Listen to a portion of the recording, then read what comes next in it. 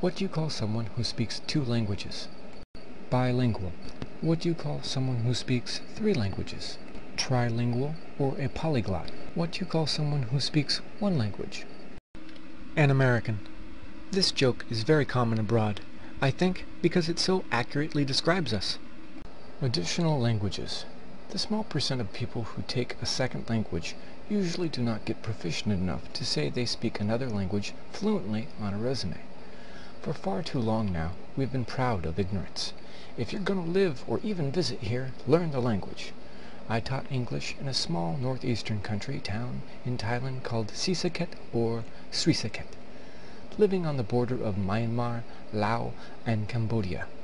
They are brought up learning 5 languages at the same time. This is one area we are failing. By primarily teaching 1 language, we are demanding nothing in comparison to what we are capable of.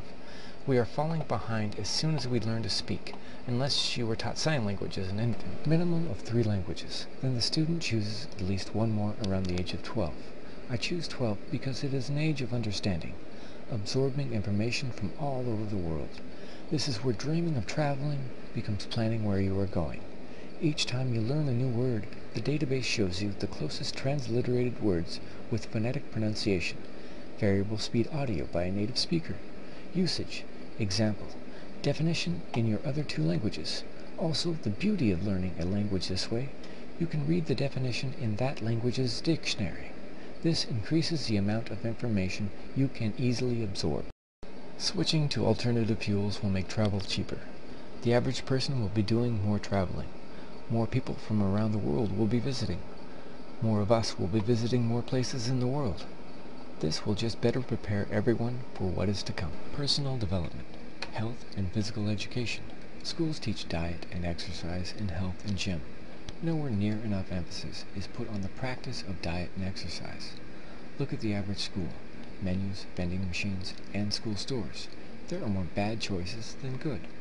All the choices are of substandard quality. Most of the produce would be thrown out in the grocery store. On average, how many days in a year is a hamburger an option? In school, we teach the children health, and then look at the choices of food we provide in the schools. Students should have to sneak in bad food, not get it at school. I have also found that if you do not allow these bad foods in the classroom, the students are more behaved. The students are more attentive when they are not wound up on sugar.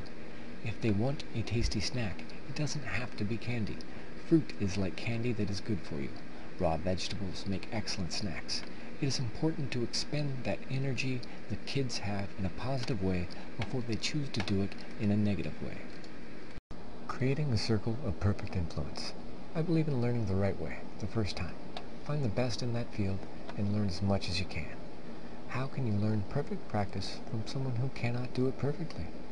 Videotape several golf coaches teaching how to get optimal backspin in slow motion. This demonstrates the perfect form for the student to replicate. Videotape Tiger Woods teaching that same technique in slow motion. Have a professional golfer listen to the different directions and point out the obvious differences in forms. I guarantee you, many of those coaches will teach something incorrectly. In some cases, so incorrectly that the only way to ever be more than average would be to unlearn what was taught. How qualified are most of the kids' coaches or after-school teachers? Many kids are learning bad habits and or bad sportsmanship. The person you're comparing yourself against may be the best in the class, but on a national or global scale for kids your age, same sex, you're both only competing at 50% of everyone else.